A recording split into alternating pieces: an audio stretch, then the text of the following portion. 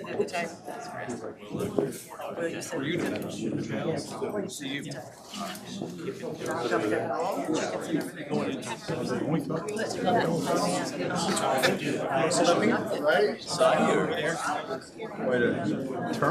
See what time We're making it. How you doing? You have a big night of meetings. I have a few. Yeah. Where you can decide. I'm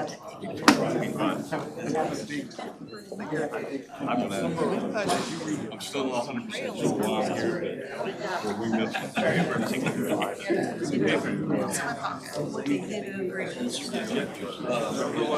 it's not crazy. No, we got no. Get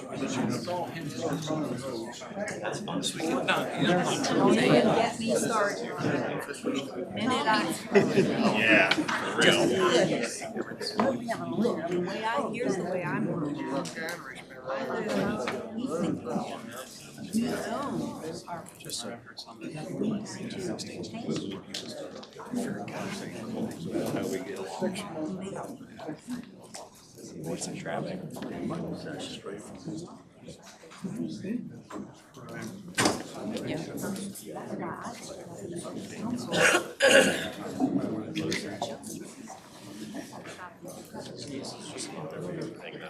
Well, I'll there's more. I guess she's got to. We were. I will. You can build it. You work for him. Yeah.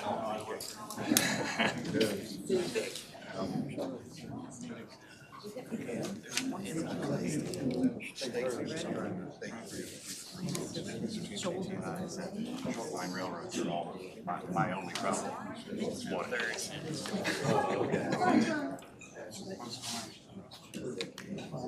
Good afternoon, everyone. I want to welcome you today to this public work session on bike and pedestrian trails. And I'll introduce myself first for those who don't know me or who may be listening online as we are live streaming this to YouTube. I'm Cassandra Van Hooser. I'm the Director of Economic Development and Tourism for Talbot County. And Council, I want to say thank you for setting aside some time for a work session on this very important matter in Talbot County. There's a lot of energy around this subject right now. The desire to improve safety and to increase community investment in biking and pedestrian infrastructure to promote safety and to encourage active transportation is a grassroots movement in this community. A group of local citizens has formed an organization called Talbot Thrive to advocate for healthy and safe outdoor mobility and to take action on their goals. The Eastern Shore Land Conservancy is leading an effort to create an Eastern Shore regional bike trail network that includes many of our partners around the state. The Maryland Department of Transportation and Department of Natural Resources are exploring options for developing a rail trail from Easton to Queen Anne and beyond. So with all of these initiatives underway, we thought it was time to brief you, County Council and community on these efforts. So why is economic development and tourism involved? The County Council issued a letter of support in 2020 for a technical assistance grant from the National Park Service that I and many of my county department heads, including Parks and Rec and Planning and Zoning, have worked on for several years.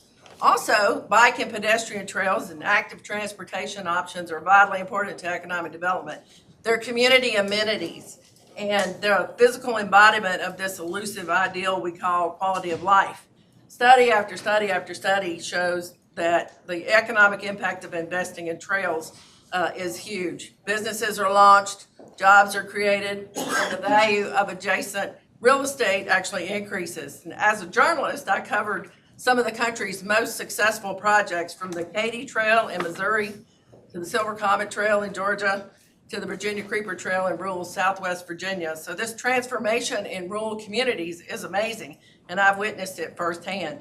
Now, I do think it's important to note that not everyone agrees on the right path forward.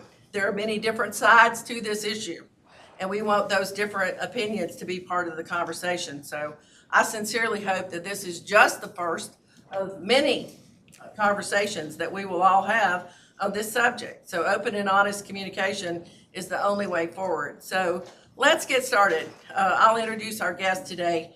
Joining me is Heather Grant, who's the, wave Heather, the Executive Director of Talbot Thrive. Owen Bailey, the Director of Land Use and Policy for the Eastern Shore Land Conservancy.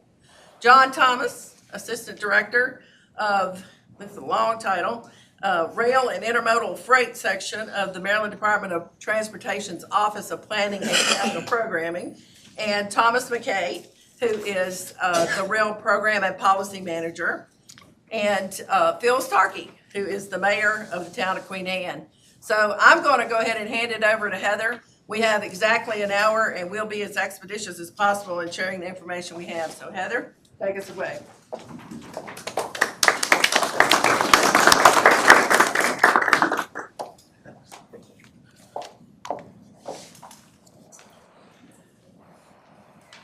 Thank you, Cassandra, and thank you for the opportunity to come and speak about what our organization is doing in Talbot County. Excuse me, you're gonna have to speak up a little bit. Sorry, not bad, good at projecting. We're not only working to create safer places for people to enjoy the outdoors from a recreational perspective, but we are advocating for system-wide changes in how we prioritize our infrastructure so that no matter what method a person uses to get from point A to point B, they can do it safer, more directly, and with dignity. We are a small but energized group of community members who live and work in the county that we serve. Some statistics to support our work. Between 2016 and 2024, there were 38 fatalities on the roads of Talbot County, including 2 pedestrians and 2 bicyclists. Just 1 death on our roads is too many. 92% of pedestrian-involved crashes in Maryland in 2019. Yelling more. Testing. Better. 92% of pedestrian-involved crashes in Maryland in 2019 resulted in injury or death, and over 600 cyclists are injured each year in Maryland in collisions with motor vehicles. Our goal is to make our roadways safe for all users.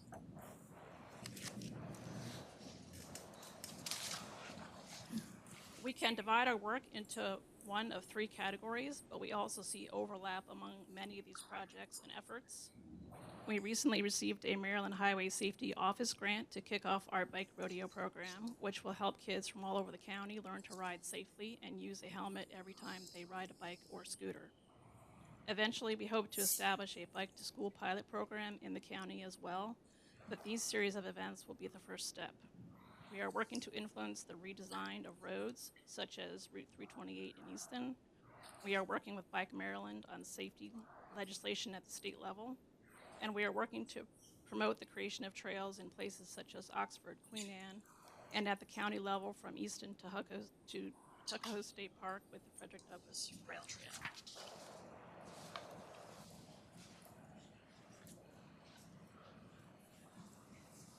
One of our priority initiatives is to push for the creation of a Bike and Pedestrian Advisory Committee in Talbot County.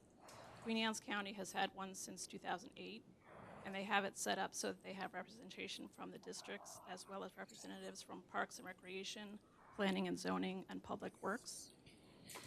They recently completed a countywide bike and pedestrian master plan with Kimley Horn, a consultant, the first at the county level on the Eastern Shore.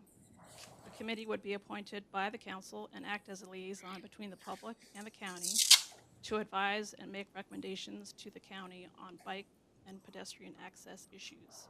This committee would be responsible for the creation of a bike and pedestrian master plan or a Vision Zero safety plan for the county.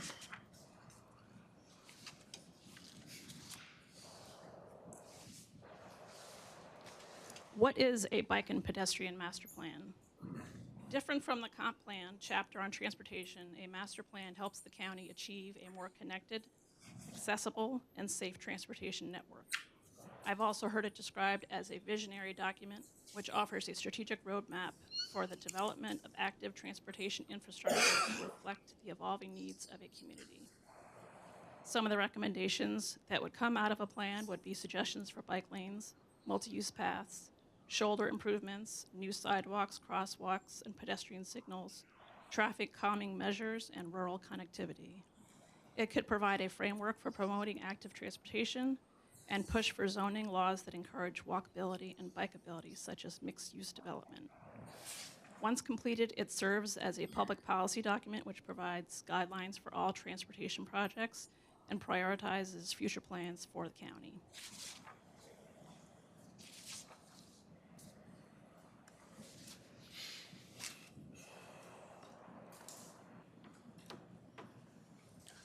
One of the places Talbot Thrive is making progress and having an impact is in Oxford, where with our help, the town of Oxford has received a $29,000 Kim Lamphere Bikeways grant for the design of a shared use path called the Oxford Parks Connector Trail.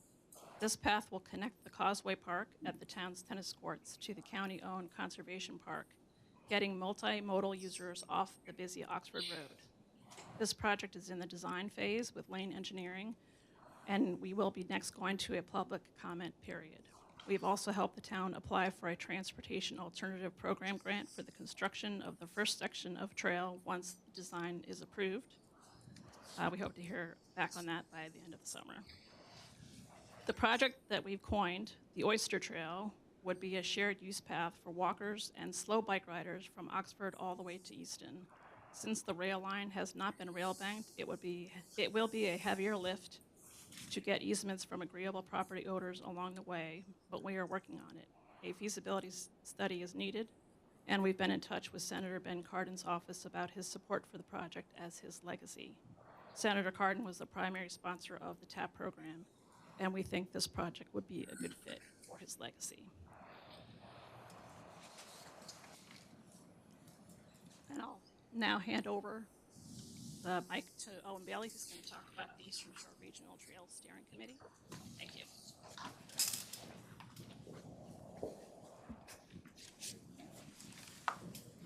Good afternoon, everyone. My name is Owen Bailey. I'm the Director of Land Use and Policy at the Eastern Shore Land Conservancy, as well as the Chair of the Eastern Shore Trail Network Steering Committee. ESLC got into this project about 2 years ago. Part of my job, as I inherited my position, was to fill in the gaps of the missing trail network, or fill in the gaps of the regional trail network. But when I looked at the maps, there was no trail network. So we hosted a workshop with local governments to get input and interest, and we received a lot of great interest from our towns and counties and trail advocates. So we sought a technical assistance grant from the National Park Service through their Rivers, Trails, and Conservation Assistance Program. And they've been helping us put together a greenway plan with help from the Eastern Shore Regional GIS Cooperative at Salisbury University. We have that trail map up on their website that shows all existing trails in the Eastern Shore, proposed trails that are in master plans and comprehensive plans, and some of the roadside trails that a lot of counties use in their economic development and tourism information. One of our approaches to this is as a land trust, we like to see more efficient use of our land. We like to see connectivity to our parks and preserved open space. We feel like that kind of connectivity adds value to what we've already done, value to the beautiful landscape that we have here on the Eastern Shore, the unique landscape that is hard to find on the East Coast. That connection is something that's missing currently. And the only time you can really appreciate a beautiful landscape for most of us is when we're driving past a beautiful farm going 50, 60 miles an hour. But what if we had a connected trail system across the Eastern Shore that allowed people to gain access to some of these beautiful parks like Tuckahoe and Martinac and Blackwater via trail? And that's something we've seen from trails. They are a force multiplier. They add value in what you already have. They add value to your businesses by allowing another accessibility point. It gets cars off the road. It gets people feeling more comfortable going out biking with their families.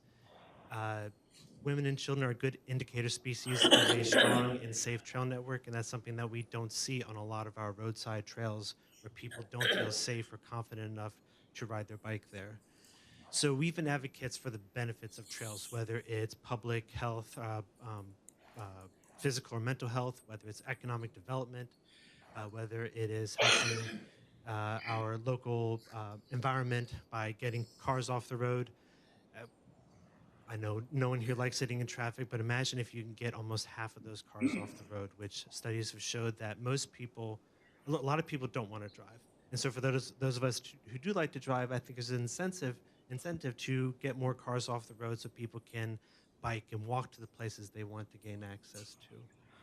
So in addition to being advocates for the benefit of trails, we've been asking communities, what are the trails that you want to see? It's not our job to come in and tell you where your trails should go, but we want to hear from you. Where do you want to see your trails? What connections do you want to make? What existing infrastructure, low-hanging fruit is available for you? And let's try and get that into a master plan, or at the very least into a comprehensive plan. A trail and a comprehensive plan can sometimes be just as effective as a trail and a master plan. And we want to help connect local governments to resources at the state level, to work being done by nearby jurisdictions. Because if the trail that goes through Talbot County is connected to the trails in Queen Anne's County, that is a force multiplier. Having that longer trail network adds value to what is already there.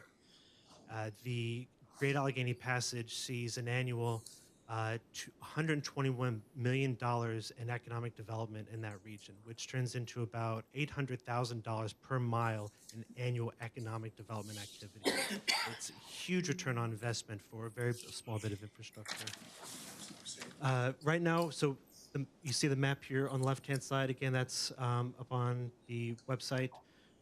For the Eastern Shore Regional Trails GIS Cooperative. We are currently working on a website that'll be at mestn.org. That's Maryland Eastern Shore Trail Network.org.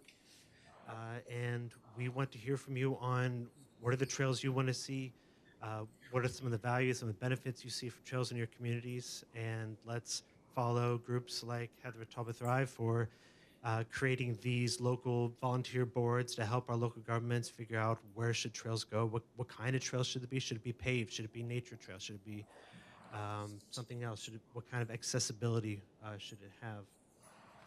And then work on a master plan, work on working with other local governments so that these trails can all connect one day together. Thank you.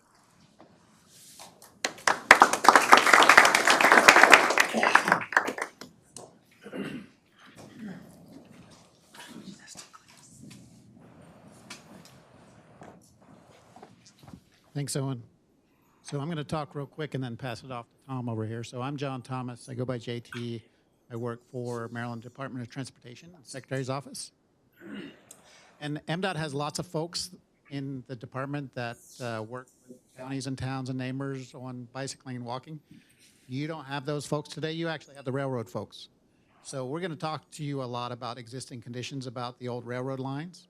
And that way it sets the stage for understanding what these lines are all about in the counties here. MDOT manages about 140 miles of state-owned railroad lines on the Eastern Shore, everywhere from Kent County, Caroline, Queen Anne's, here in Talbot, Dorchester as well. About half of those are active, so we're still running trains. Not in Talbot, but we're still running trains up in Kent County and Queen Anne's and down in Dorchester and Caroline as well. The other half are inactive, so we're going to be talking a little bit about the inactive lines today.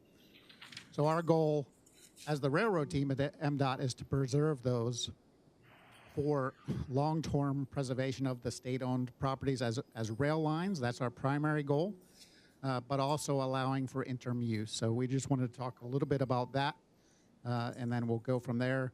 And potentially, certainly there's lots of opportunities for partnerships, whether it's partnerships with the counties, the towns. You'll hear from one of the towns here in 3 counties here in a moment.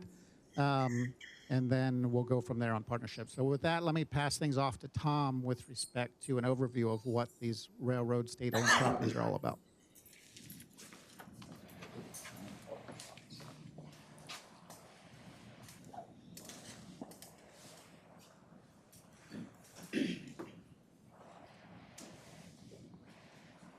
All right. Can you hear me without a mic? No? All right, I'll use the mic since that seems to work pretty good.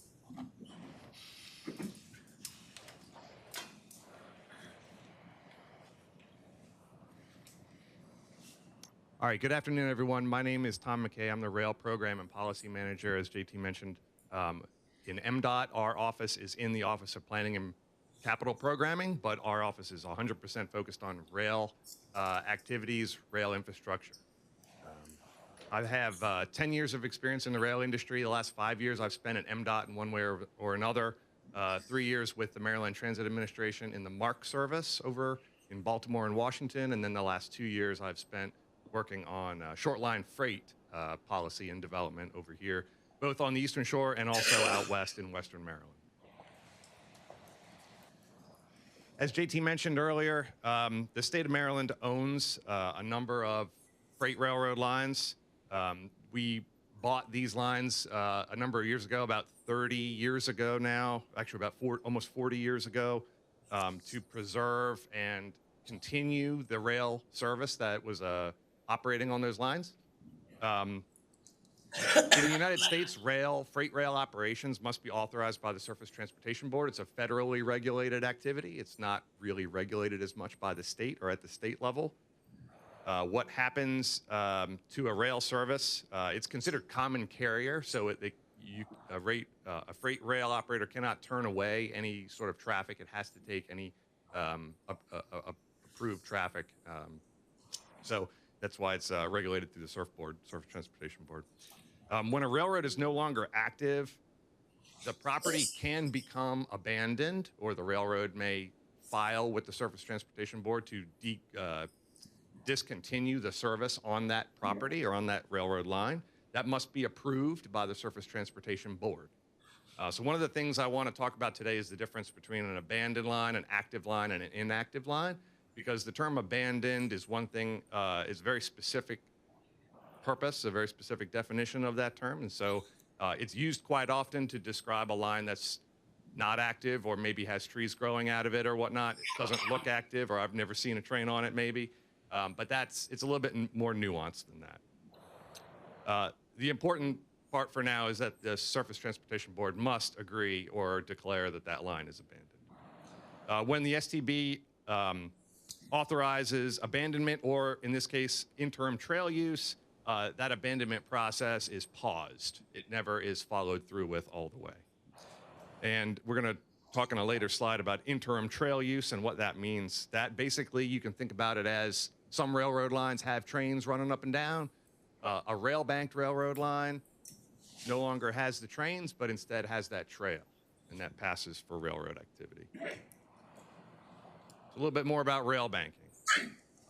Rail banking is a process that allows a corridor to be set aside or banked for future development. The purpose of it primarily is to preserve a piece of property, a corridor that had rail service on it, or one day in the future, that rail service may return.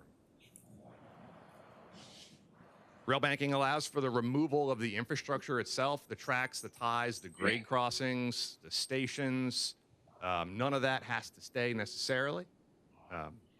And instead, that property itself can be used for what is called interim use, which generally speaking is trails of some kind or another. Sometimes they can be utilities, or in some cases, much more rarely, it's being used for transit or roadway purposes. The generic process for rail banking, and every individual process varies from this to some degree, but it begins with a railroad saying, I have a railroad line, it goes from X to Y, and it no longer has enough traffic to sustain itself, so I would like to get rid of this railroad, please. They go to the Surface Transportation Board, they file that statement with the Surface Transportation Board. Surface Transportation Board considers that. In that meantime, there's sort of a delay.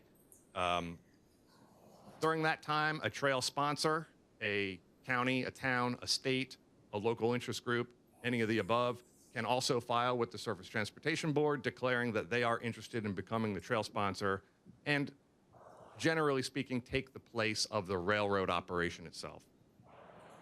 There's a couple of checkboxes that that organization has to go through. They have to meet certain qualifications. And if they meet those qualifications, the STB will allow a duration of time for an actual agreement to be formed between the owner of that railroad line and the trail sponsor. When that's done, it's called the Interim Trail Use Agreement, or the TUA, sometimes you see it abbreviated. And when that trail use agreement is signed, then it's sent to the Surface Transportation Board, and the line is then considered rail banked. So you can kind of think of it as the railroad. I'd like to abandon this, but someone sort of pauses that button right at the 11th hour and says, well, before we fully abandon this line, we would like to step in and the meantime use this again. So a little bit about some of the other projects that have occurred on state-owned railroad lines in the state. We have the Wayne Gilchrist Rail Trail up in Chestertown. That is a MDOT-owned rail corridor where you can go and see an example of a trail inside the town. That is actually rail banked. We are currently working on an active project out in Frederick County and Frederick City, where we're actually working with the city and the county. They're desirous to build a concurrent trail. We actually have an operating railroad in this case. We're working with them to put a concurrent trail in next to the operating railroad so that we can preserve both the rail operation and also interim trail use to a degree. Lastly, we're working with Dorchester County and the city of Cambridge right now to advance their plans to rail bank a section of the line in Dorchester County and two different sections of Dorchester County that are currently inactive. They're currently not supporting freight rail service. That project itself is actually before the Surface Transportation Board right now. A little bit about MDOT's ownership of freight railroad lines. As I mentioned, 1982 was when MDOT, at that time, MDOT had a administration called the State Railroad Administration that handled all of these things. That administration acquired over 200 miles of freight railroad line at the time that was in danger of being fully abandoned and freight service completely halted. Over the course of time, we've sort of pared down a lot of the properties. Some of the properties have gone on to be bike trails. If you're familiar with the 413 bike trail in Crisfield, that property is still MDOT property, but it is no longer, is not rail banked. It is no longer considered a railroad line, but it has been developed into a trail. Generally speaking, most of our freight railroad lines are on the Eastern Shore. Almost all of them are more or less 66 feet wide. There are places where they get narrower. There are places where they fan out just a bit. But as a general rule, we use 66 foot wide as an average for the actual corridor property. And as it's been mentioned earlier, we have, most interesting to Talbot County and the city of Easton, or the town of Easton, we have the, what we call in the rail side of the world, the Oxford Secondary Railroad Line. This was the line that ran from Clayton, Delaware, down through Ridgely, Queen Anne, Easton. A long, long time ago, it actually extended all the way down to Oxford. The state's ownership of that line terminates at Easton, though. I want to make that clear. We part from Easton to Oxford stopped being a railroad in like the 1950s. So eventually, the State Rail Administration was folded into the Maryland Transit Administration. So today, the Maryland Transit Administration is the owner of the properties. The administration and the management of the properties is actually done through the Secretary's office, through our office, and we oversee the contract. If you're familiar with the Maryland and Delaware Railroad, they are a contractor of ours that operates the active freight rail service, where the trains still run. What else did I miss? I got everything. All right. So a little bit of a timeline relevant to Easton and Talbot County specifically.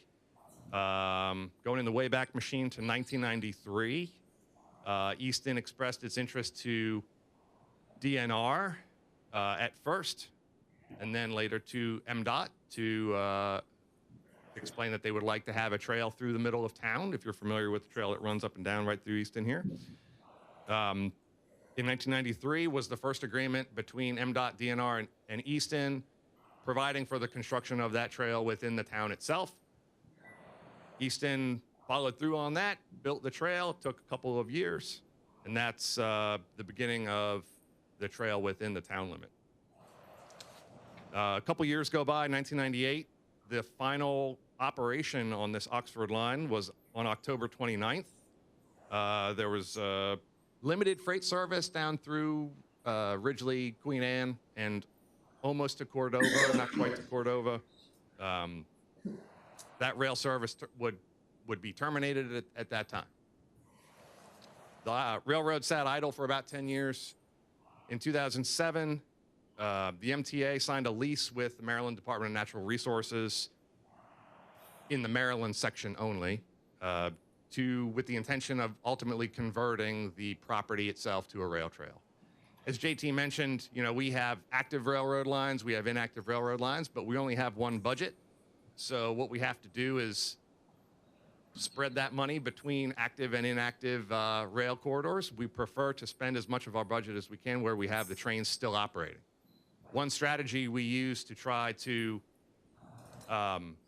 stretch our money on the inactive sections is to leverage local support, and in this case, DNR support at the time, to come in and sort of take ownership, take care of this property in lieu of the MTA, and that way the MTA can continue to focus on where the trains are still running.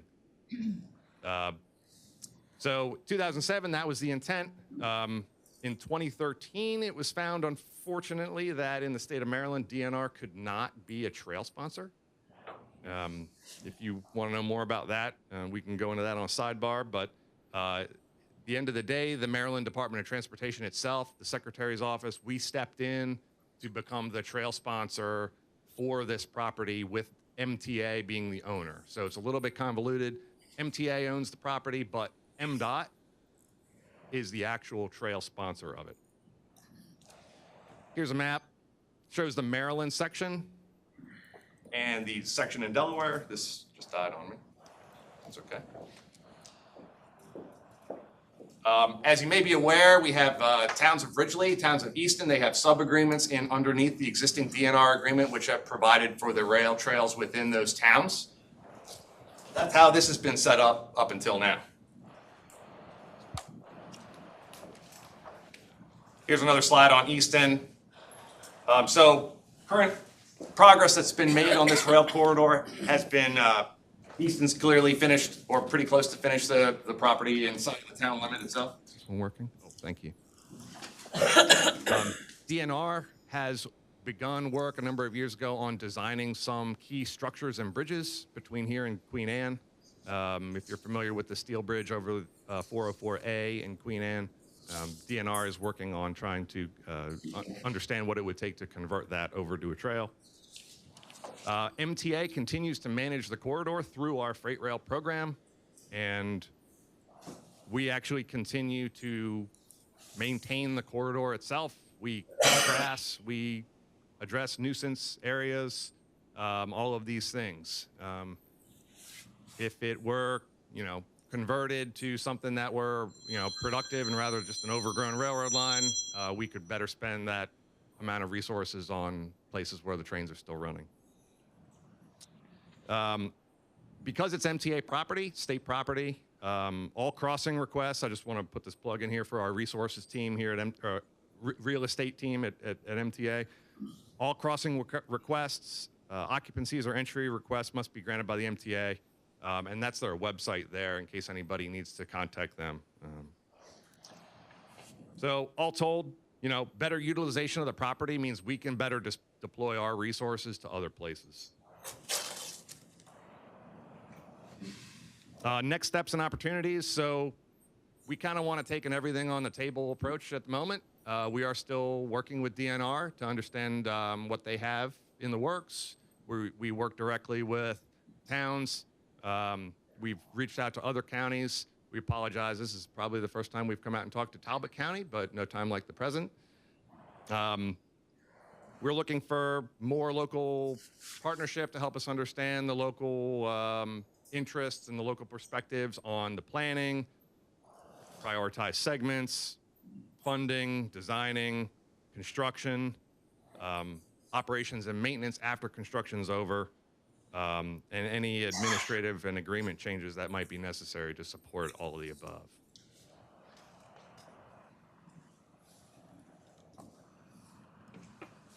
So there's a couple of extra links. Some of them are to Owen's website, actually. So they're a little redundant, but that's all. Phil's next.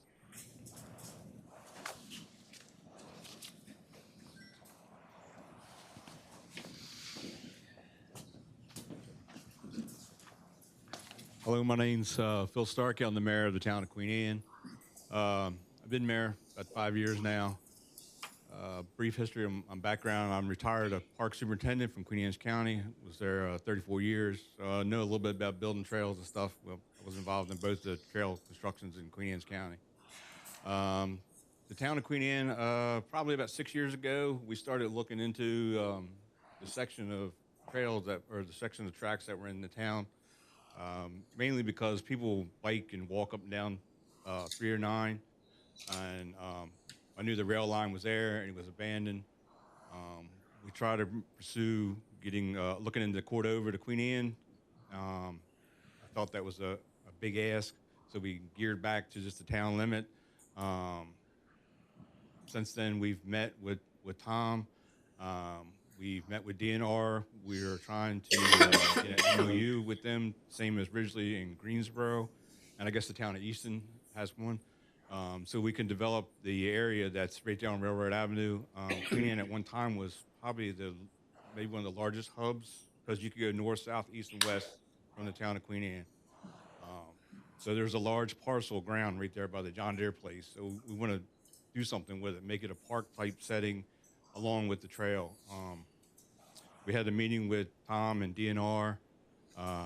DNR said they had some money when they took down the bridge on 404. When they dualized the highway, there was money set aside to gain access back to Tuckahoe Park. They are currently building trails in the park towards 404. So we have met with Tom and try to come up with a plan on just how we can build. I think it's like 3/10 of a mile for the town of Queen Anne. Our philosophy is we start building it, then hopefully the rest of the money will come and we can continue on with it. So that's all I got.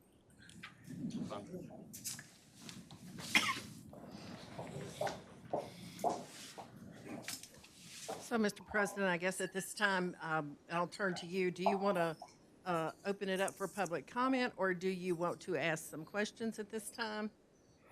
It's up to you. First of all, welcome everybody. I appreciate you guys being here. So I think we've got about 20 minutes or so, so I'd like to open it up for a few questions. So you want to go ahead and go out and... All right. So do we have anyone who wants to offer public comment? If you do, please come up to the podium, and or if there are questions, please raise your hand. I think it might be easier if somebody raised their hand. Cassandra, just go. Okay. Yes, sir. Yeah, exactly. Yep. What farmers have you talked to, you're going through the farms, when they're spraying every day and hunting rates on both sides? What do you think about that? We spray Roundup on both sides of the farm, you're gonna put a trail through my farm, and who's liable for that? You gonna be liable, or are we, the farmers? And I have hunting rates on both sides, I hunt right, and so do other people sitting here. I'm not the only one in this case. Nobody else is saying nothing, but I ran out the hunting rates on both sides of the railroad track. People are hunting there all the time, and we work and spray chemicals down both sides of the railroad track. And who's liable? I want to know who's liable for all this if somebody gets shot, or if somebody wants to sue me for chemicals that we're spraying on our fields trying to earn a living, while they want to ride a bicycle to have fun. We're trying to earn a living. So, somebody answer that? So I'm going to turn to our friends at MDOT and see if there's, or Owen. I'll just quickly add by saying that that's something we want to hear from. Throughout this process, we want your voice at the table. What now? That's input that we want. We want your voice at the table to give us your perspective. Sitting in here what they think about it. I agree, and that's something that one of the reasons why ESLC is in this is because we want to hear from the farming community. We want to hear your concerns. We want to be part of your voice at the table. There are ways to think around this. There are ways to implement designs into the trails, put up public notices, just like you do for hunting season. You know, there are parks that go near hunting sites. I can think of some in Kent County where I take my family, where they put up notices and you proceed at your own risk. As a person on public land trying to enjoy public infrastructure, you proceed at your own risk. But again, we want to hear from you. We want to hear your perspective on this matter. Thomas? Yeah, right. They're gonna do it anyway. It don't matter. Thank you. So I'm not an expert in liability. I'm not going to claim that I am. I am a resident of the Eastern Shore, however. Where I live in my county, there's a right to farm law, and I believe there's also one in Talbot County as well. So that speaks to the liability a little bit, and it does relieve, to some degree, farmers of some of that nuisance claims and the like.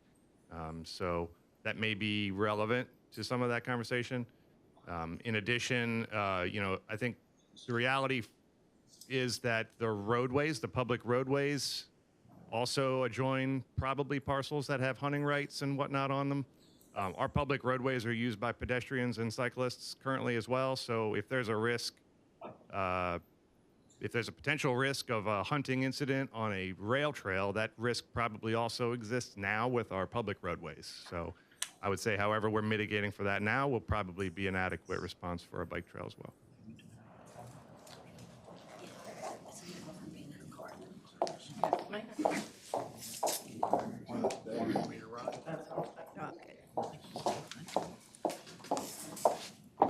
Sharon?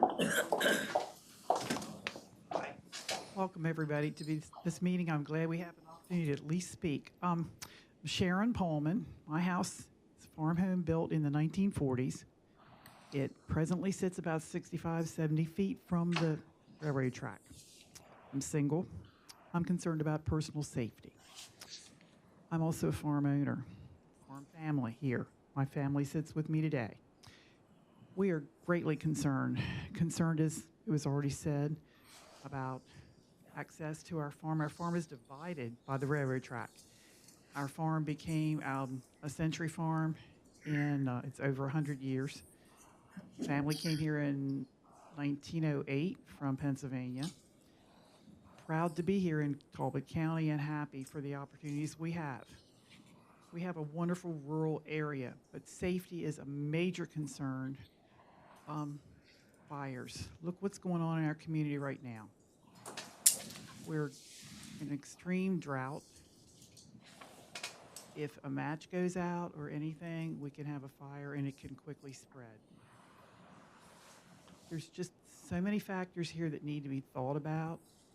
There are community members here that would be here right now that are not here because they have not heard about this meeting, or they're at work, and there may be other reasons. So I would like to see us continue to have an opportunity to speak to this and to certainly give consideration to the farming community. It is of utmost importance to me and to, I see a gentleman right down here in front of me and another lady in front of me, my neighbors who are in the same setting. I see business representatives here today in the exact same setting that they're concerned about their privacy acts, position, and being safe. And we have the Mount Air Farm, which used to be our Nagel's Grain over in Cordova. We have so many different businesses on this trail that you have to cross. I have to cross the trail every day to go to and from my house. That's my option. And it's certainly something we need to give consideration to. Please. I appreciate that. Thank you, Ms. Sharon.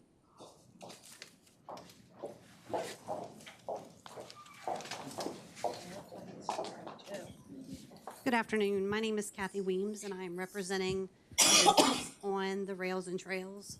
Possibly, hopefully it doesn't happen. I am worried about cost burden of our property, having to set up extra security. Who's going to pay for that? The lighting, the signage, the insurance, all natural screenings. Also, Talbot County has a homeless population that is growing. It is growing everywhere. I am concerned for safety that this is going to become a vagabond thoroughfare. Homeless people are going to set up on this Rails and Trails. It is so rural in these portions that our police, it's going to be hard for them to get there in a timely fashion. Most of those spots are not accessible now. So you're going to, like you say, cut right through farmland. People hunt, people live there. We've lived there our whole lives. It's really sad. I'm really concerned for the folks that live on this trail, that it's possibly going to happen. Thank you. Hello, Eric Bridges. We've got a farmland and commercial industrial property that connect to the railway. And what my concern would be is public safety, number one. Tractor trailers coming in and out, dump trucks, loaders, road graders, farm equipment. There's a major public safety factor here. Also, with the stormwater management comes into play. What are you guys going to do to maintain that infrastructure if this goes in? Because that's going to be a constant burden that you guys are going to carry moving forward.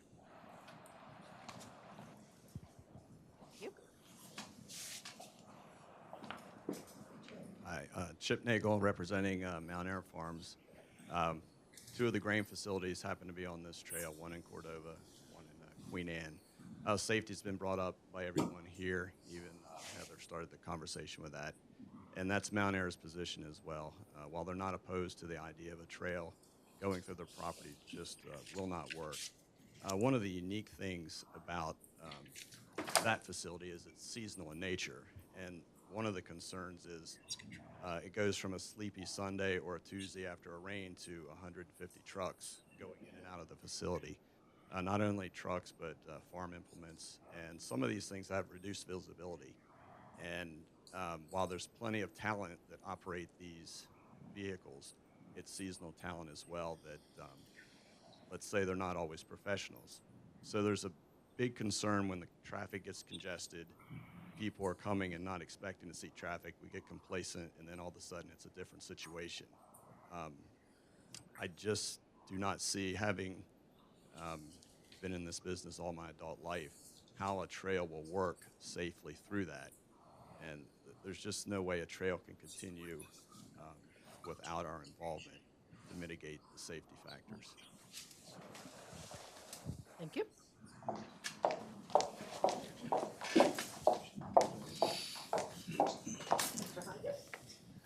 I'm Ed Hikus. I'm a director of Talbot County Farm Bureau, and I worked on public policy development both at the national, state, and local level with Farm Bureau for probably well over 20 years. We have had a local policy resolution regarding this that I think has been in existence for 30 years with Talbot County Farm Bureau, and it is that if Talbot County establishes scenic byways, greenways, bike paths, or other public ways adjacent to, near, or on private property, the Talbot County Farm Bureau urges the Talbot County Council to take measures to assure that the rights of private property owners, including farming operations, will not be infringed, abridged, hindered, or encroached upon. Furthermore, we are opposed to byways, greenways, bike paths, or other public ways through farming operations. So we've had that position for a long time, and I've got some copies of this I will leave with the council at the end of the meeting.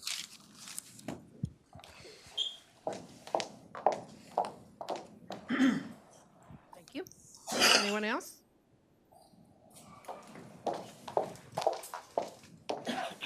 My name is Robbie Callahan. I'm a landowner where my only ingress and egress is across the railroad tracks, not only for my farm, but for my personal use as well. So I'm concerned about liability issues there, crossing in and out with farm equipment, who's going to be held responsible when someone's in the way, someone's standing in front of my driveway.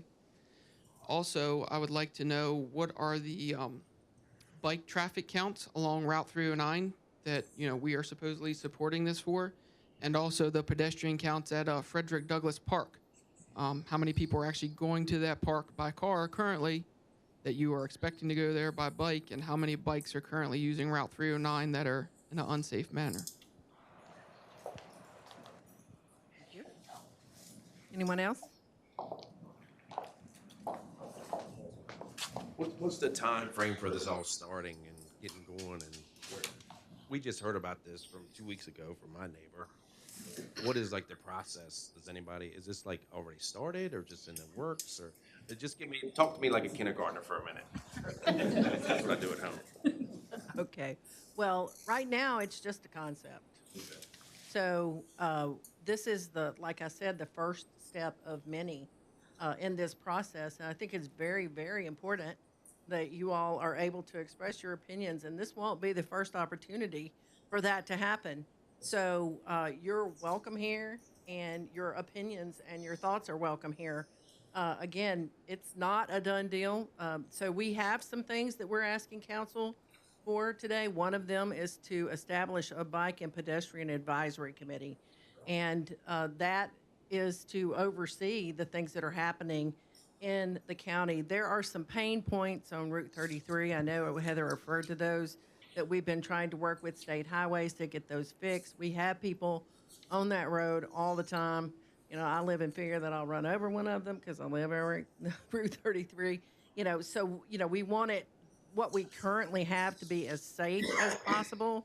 And then those decisions about investments in public infrastructure, again, this is the first of many conversations. So we have done we had a grant with the National Park Service to do a technical assistance to grant with DNR to look at some of the issues, the challenges and the opportunities around a possible rail trail through from Easton up to the town of Queen Anne. So, you know, again, I see it as a public amenity, but I grew up on a farm, and I don't know that my father would agree with that.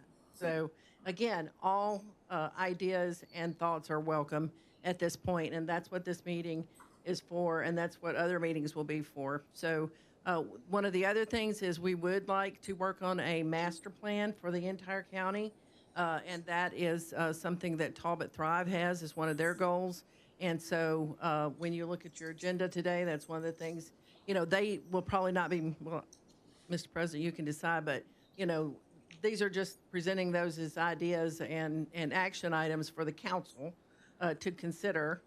And then I do think that we should continue to work on the idea of a rail trail and vet it out, discard it, or move forward.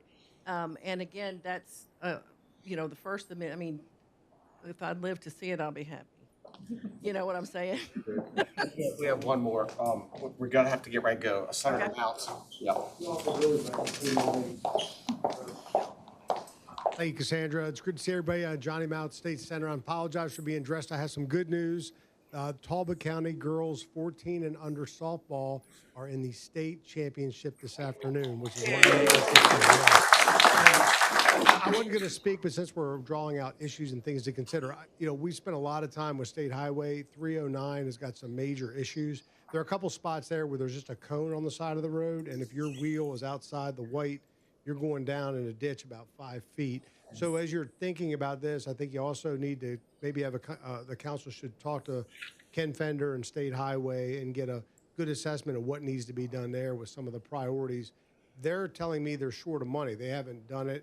It's not on the priority list, but if there's a cone on the side of the road, I mean, there's some real things to consider there as far as just safety on Route 309. So thank you. I think there was one more lady back there. One more question. All the organizations that are here, my question is, who is willing to step up? We register with you, and you make sure we get notice of any meetings. That's what I was hoping would happen. Anybody who wants to be notified of meetings like this, feel free to visit the Talbot Thrive website. Anybody who wants to be notified of meetings like this about what's happening with the bike and pedestrian infrastructure or the master plan, or want to be part of the conversation, part of the advisory committee, please visit talbotthrive.org and sign up to receive our newsletter, or you can email me. Information is on the website. Feel free to hang around afterwards, and I'll give you a card. Owen? We'll go through Heather. This is Talbot County, but yes, you can find my information at ESLC's website, obailey@eslc.org. I'm happy to add you to our Eastern Shore Trail Network mailing list, so you can get notifications as well.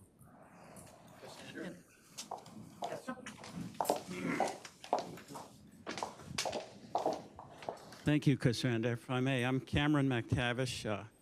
I chair the board of Talbot Thrive, so thank you all for coming. But 2 comments. One, there is a recreational use statute in the state of Maryland that's very specific about absolving private landowners who allow public access on or near their property. So without going into a lot of detail, I think that's something that we can look into. And also a little perspective, all across America, the railroads went from coast to coast, up and down, east and west, north and south. That's why we're able to even think about this. Currently, there are 25,000 miles of complete rail trail in the entire country. So this is not a unique situation. We're in good company. There's lots of examples of how farming and hunting have been accommodated safely with trails. So I'm not saying we have the solutions today, but it's part of the conversation, and I'm happy to have heard this. Thank you. Thank you. And Jeff, did you have one more thing? Take us home. Jeff Schneider, manager for the Hampton Inn here in Easton, as well as on the Talbot County Tourism Advisory Board. Great questions. Love the feedback from the farming community, and a lot of concerns, a lot of heavy lifting that's got to be done.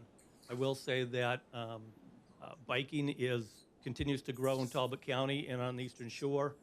We see more and more people every year that want to come to this area for biking.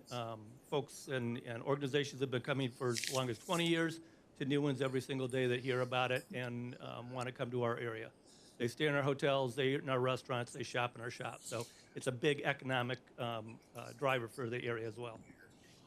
Farming too? Sure, because you're providing food to the restaurants. So absolutely. All right, I want to say thank you again to everyone who came out today and to all those who spoke to give their opinion. And Mr. President, I'll turn it back over to you. Yep. Thank you. Good job. Good job, everybody, for coming here today. It's huge for Talbot County, that's for sure. And I understand what you're saying about worldwide, but we are Talbot County, and we care about Talbot County. Okay. So we got a lot to consider. This isn't going to happen overnight, that's for sure. And it's going to be years. And I think, if I'm not mistaken, we did a feasibility test or feasibility study 4 or 5 years ago on this, I think. So I'd like to see that if we can, so we can wrestle that up. I think we did. I think it's part of your packet for today. It's in there. It is in there from years ago? 3 years ago? Yes. I thought it was. Okay. I thought we did one with the other councils, the past councils years ago. It started in 2020, and it was the study that I talked about with the National Park Service.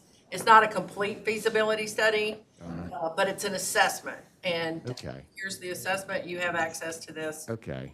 And there will be one in the Because council. the Nagel situation was You're talking about the master plan, which addresses the Nagel situation. Is that what I'm talking about? You are. Thank you. So when we did the Cordova master plan, Yeah, because I was really concerned about all that, so that's probably what was stuck in my head, and I apologize. That's what I was stuck in my head about that.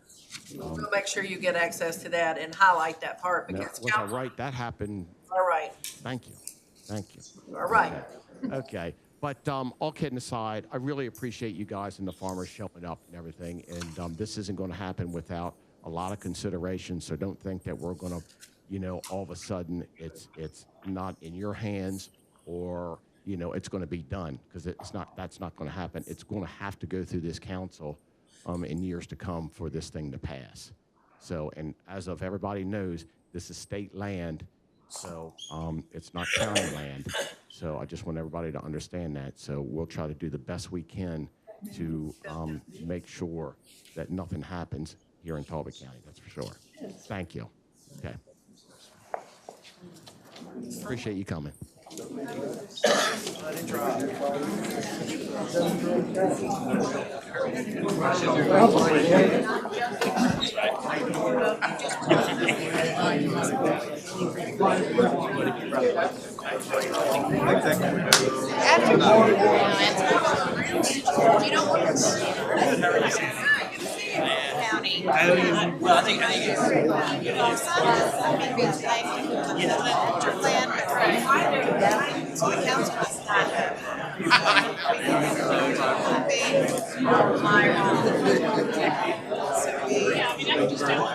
Nice to meet you. There's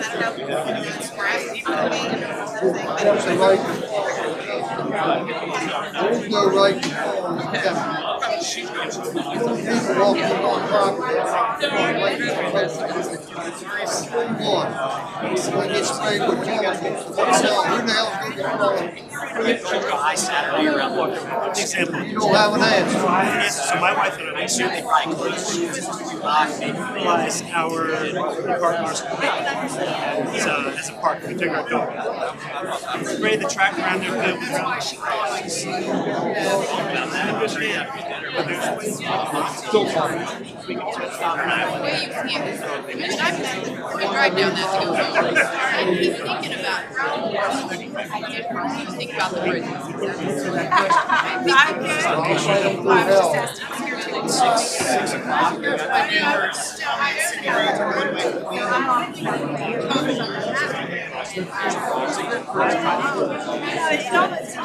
Like it's better. Hours in advance because of fireworks. Set up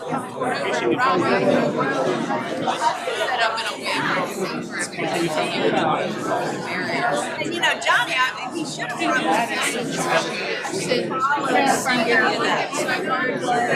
Have you been since they opened the inside? Send my way. Yeah, before we even get to the point, we gotta just use that. I talked